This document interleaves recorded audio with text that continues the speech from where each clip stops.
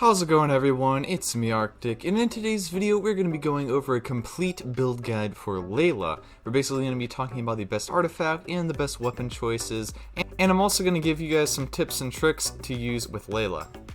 Now, if you haven't already seen my breakdown of Layla's talents and constellations, make sure you check that out before you watch the rest of this video. And also, subscribing and liking the video really does help out if you wouldn't mind. But anyway, let's get into the build guide. So really, a few things that you have to keep in mind when building Layla, one of those being that she does scale all of her damage with HP percent. So generally having a high amount of HP is going to be very good on her. It basically boosts out the damage on your ultimate ability, and then it also boosts out the damage on your elemental skill. In addition to this, it also strengthens your shield because the shield is actually scaled on HP as well. So if you do want Layla to be basically your main protection, then you're definitely going to want to use a lot of HP on her. A major tip about Layla is that she does gain her star things for whenever you cast E-skills, so characters that have very short E-skill durations or cast E-skills a lot are definitely going to be able to boost out Layla's personal damage. Now for artifacts, what you're going to want to run for your three main artifacts being the hat, the timepiece, and the goblet. For the hat, you're going to want to run probably some sort of HP stat, I would say, honestly, because you can benefit from crit stats, but the thing is that Layla is more so of a support and shielding type of character versus an actual damage dealing character. Timepiece, it's a no-brainer to run HP just because you can't really utilize anything else. And then for the goblet, I would recommend going cryo damage percent or HP percent if you are wanting to get a very, very strong shield. You can go HP percent, and that basically boosts out your shield strength a whole ton. So if you really don't want to die whatsoever, go HP. But if you just want some good damage, cryo damage is going to be the best thing to do. Really, there's only two builds to go with Layla, that being the sub DPS build, which is the crit hat and the cryo goblet, or the full shield build using the HP hats and also HP goblets.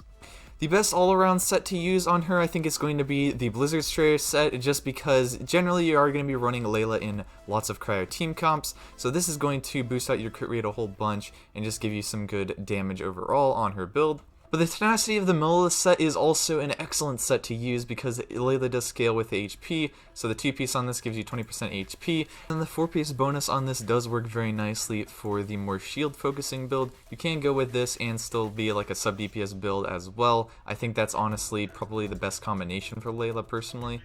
But what the 4-piece on this does is whenever your elemental skill hits opponents, you're going to give your nearby party members 20% attack and also 30% extra shield strength for 3 seconds. Now her interval for firing off her stars is going to be a little bit longer than 3 seconds usually, but you can make up for that by using characters' elemental skills, and also Layla's elemental burst basically refreshes a lot of her stars as well. So if you have it up, you're going to be getting some pretty reliable buffs off of this. And now if you want a mega super shield combo, I would recommend using 2-piece of retracing bowlight, which increases your shield strength by 35, so that's already a very good buff right here. Stacked on top of how much HP you have already with Layla, I think it's going to be extremely good, just this 35 bonus percent damage. But then I would add on top of this the 2-piece Tenacity of the Millith for the 20% HP, and you're going to have the strongest shield you possibly can get. An honorable mention, and a set that I think could be pretty decent on Layla, is going to be the Emblem of Severed Fate set.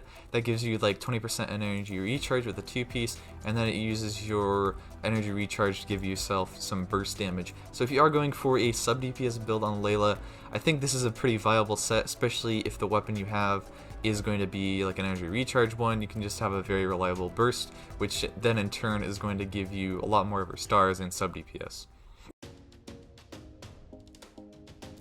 And now for the weapons. So basically we've got several options to use on here. Mostly we're just looking for crit stats and also HP stats. So really what we're looking for is HP, and really the only weapon that actually has HP on it is going to be the Key of Kaj. And what this does is it gives you a lot of HP. You get 20% HP from its passive right here, so already very good.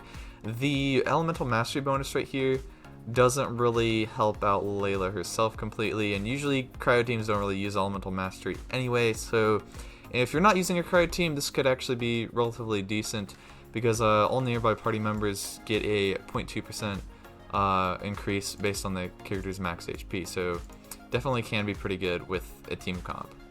Primordial Jade Wing Cutter is also a pretty good weapon to use just because it does come with crit rate and also has HP in its substat right here as well, so definitely a very solid weapon to use.